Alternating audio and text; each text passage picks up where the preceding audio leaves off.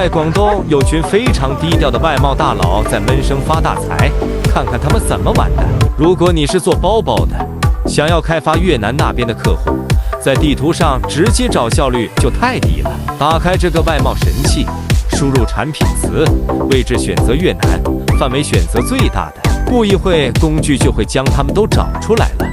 看，这些都是在越南做包包的商家的联系方式啊，将这些全放进 WhatsApp 里，就能给他们发开发信，